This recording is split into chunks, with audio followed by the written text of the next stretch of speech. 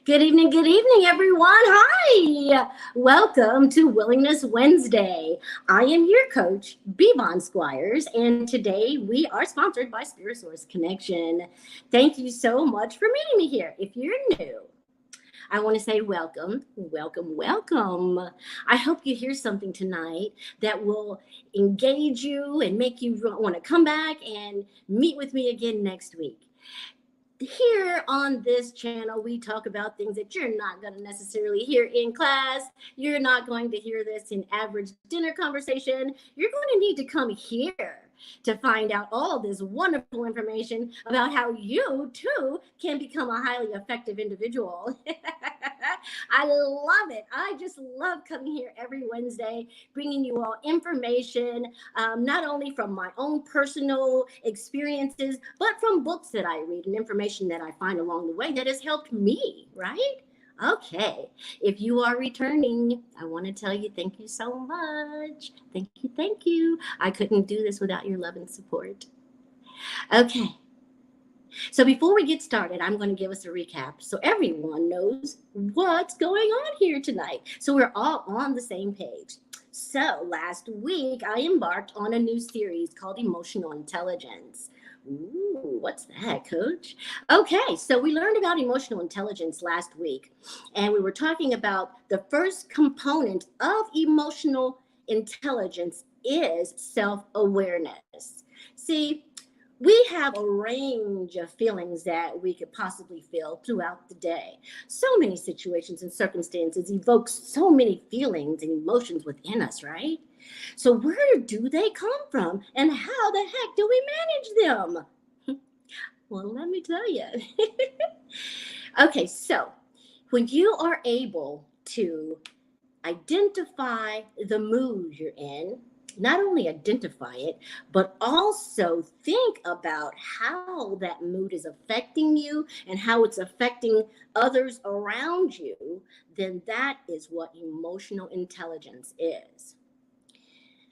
Being aware of your emotions without judging them and without having to react on them gives you the advantage because then you're able to see things from an objective standpoint.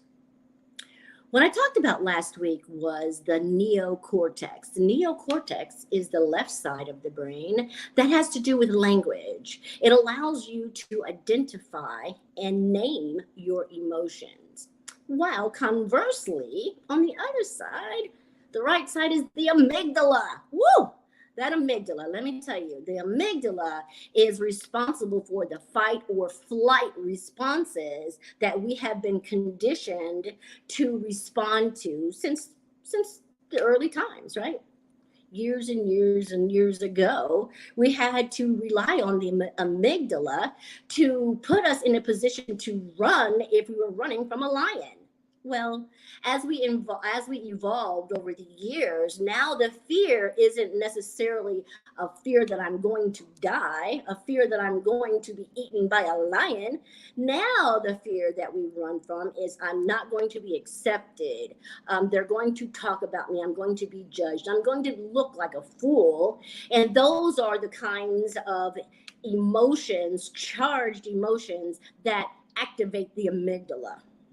That is nowhere that you want to be. Trust me, because it causes stress, not only in your mind and your organs, right? But it also causes you to lose touch with who you are and what feelings and emotions you have available to you. You become inside this little loop, if you will, a loop until at some point the neocortex is able to be activated. You're at the mercy of your emotions. We talked about that again last week. So what I want you to know today is that we are moving into the second component of emotional intelligence, which is managing your emotions. So I want to tell you, no quick fix. No quick fixes here. You have to do the work in order to manage your emotions. Now, I don't know about you, but growing up, my earlier childhood, I suffered with emotional dysregulation. I didn't know that at the time. Of course, who knew that? They just thought something's wrong with her. Why can't she be like the rest of us? You know,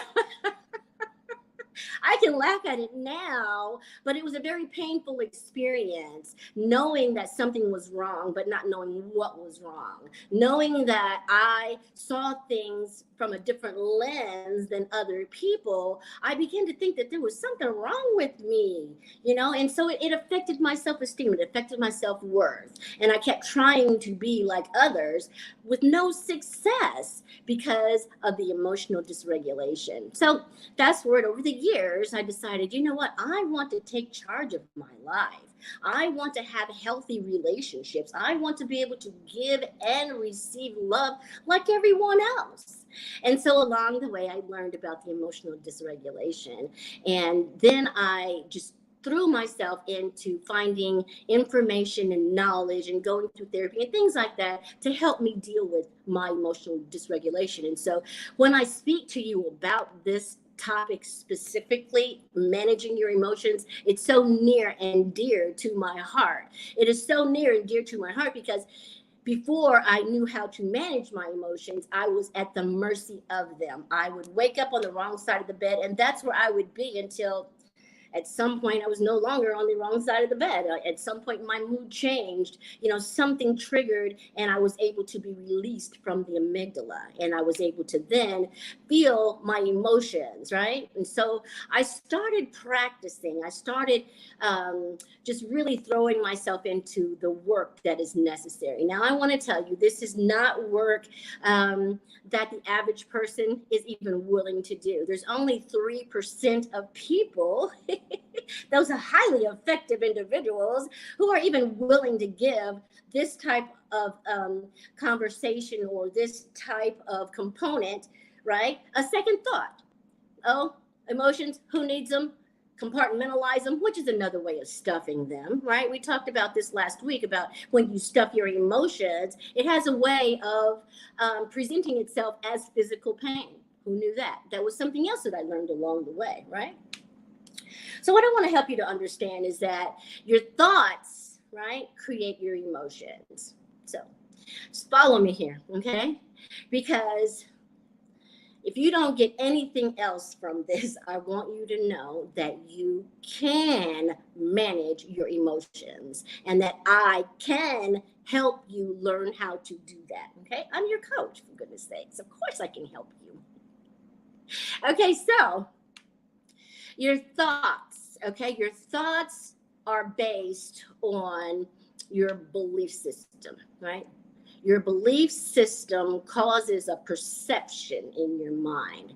And so when you are triggered by some stimulus, either inside yourself, right, from your own internal system or outside of yourself, you're triggered with a thought. That thought is connected to a feeling. That feeling, right, is then produced the emotions. So there is a book that I'm reading, and it's called How to Manage Your Emotions. It's by Thibaut Maurice. I love his name. So Mr. Maurice says that there is a formula. There is a formula to understanding how emotions become ingrained as a part of our core feelings, our core emotions. These are emotions that we've set up inside of ourselves that are go-to emotions. When we see a situation arising that reminds us of something that happened in the past, it's a go-to emotion that always kicks in without our permission. It's programmed in us based on the fact that we have repeatedly thought the same way, felt the same way, responded the same way with the same emotion. And so eventually it becomes ingrained in us through repetition, right? I'm going to give you a little analogy here. You guys know I love my analogies. And so I'm going to try to help you understand exactly what this is all about. So there is an event. There's an event that happens. Ooh, I know. Something happened today. I'm going to tell you about my event that happened today. All right, so this morning, okay, someone sent me an email about a subcommittee that I chair. And they wanted me to approve something for them, but someone 2 weeks ago asked me to approve the same thing for the same meeting. I told them yes 2 weeks ago. I told her yes also today. But this is something that only one person can be approved for. OMG. I sent out the email approving her, but someone else had already been approved for the same thing. So someone emailed me and said, hey, I want to make you aware. I was like, oh my God, what do we do now? And so there you go. There is an event, right? The event is I have fallen short. I have approved 2 people for the same exact thing. What am I going to do? Hiding under my desk is not an option. No. Just quit your job. No. That's outlandish. That's not going to happen. Oh, I know. How about take responsibility? Ooh. So I had a choice in that moment, right? In that moment, I could have decided, oh, I fell short again. Oh my God. So that right there is me identifying with the problem and not the solution. But what I was able to do is say, okay, take responsibility. That immediately threw me into being proactive, right? That is habit number 1 of Stephen Covey's 7 habits of highly effective people, is to be proactive. So now I am forcing my energy into the solution instead of having my energy into the problem. So once I was able to force my energy into the solution and be proactive, then I was able to find my way to habit 2, which is begin with the end in mind. Okay, Benita, what is the ideal solution here? How do you want this to end? I want this to end with the person that I initially approved having what I approved, and the second person understanding that I fell short and approved them and I should not have. So the first thing I had to do was apologize, right? Apologize for the oversight. So now I'm in habit number 3, which is putting first things first, right? So I was able to be proactive, take responsibility for the situation, put my energy into the solution, email the person, fix the snafu. There's no snafus, right? And then move into first things first. There you go. I was able to work my way through that situation without giving my energy to the autoplay that sometimes goes in the back of our minds, right? So the event triggered a response in me. The first one was run, oh my God. But of course, it's just a thought. The action that I did is what determines whether I'm in the problem or whether I'm in the solution. And the fact that I was able to email and get that all rectified showed me walking through habit 1, 2, and 3, right? So the thing about it is, I want you to know that you can manage your emotions so that you can have a healthier self-esteem, so that you can have a better relationship with yourself, with your peers, with your family members, with the community, with your church, with everyone, when we can manage our emotions. Being able to manage your emotions and give the right percentage to the situation is where you want to be. At that point, you have achieved metacognition, right? Okay, so what happens with these emotions is, all right, so what happens with the emotions is the event triggers an interpretation, right? The interpretation could have been, oh, Benita, there you go again, falling short. It triggered an interpretation that could have taken me down the wrong path if I was not aware of my emotions, if I was not aware of the trap that my amygdala was trying to set me up, right? If I go down this road of self-pity, self-loathing, insecurity, what else is down there? Defensiveness, all of those low vibrational energies could have taken me down. And I know this because they've done it on many occasions in the past. But now that I can manage my emotions and I can respond appropriately, right? I have trained my mind in my private time to strengthen the neocortex so that I can identify my moods, identify my emotions, and decide right then and there, do you want to be part of the problem or do you want to be part of the solution, right? I've been part of the problem too many times and I know where it ends. It ends in a vicious loop. A vicious loop of emotions, negative emotions, and oh my God, then it could lead to depression. So I don't want to go down that path. I've been down that path. I've been down that path for you. So you can stop going down that path too, okay? Between the two of us, I know that we have been down that path too many times. And so that's why this is so important. I want to help you understand how to stop building those negative emotional traps for yourself, right? You have to be able to tell yourself the painful truth. This is what I had to do. I had to tell myself the painful truth. Guess what, Benita? You can no longer blame people, places, or things for the way that you feel. Because guess what? You create your feelings and emotions. You create them. So you can no longer blame anyone else for your mood. Nobody made you feel a certain kind of way. You chose to feel that certain kind of way based on the perception you have of the event that happened, right? So if you take the moment, right, to look at that event from an objective standpoint, which is total management of your emotions, right? If you can look at that event from an objective standpoint, then you're able to see no one did anything to you. So a lot of times we think people do things to us because in our minds we believe that they're supposed to respond a particular way to us, right?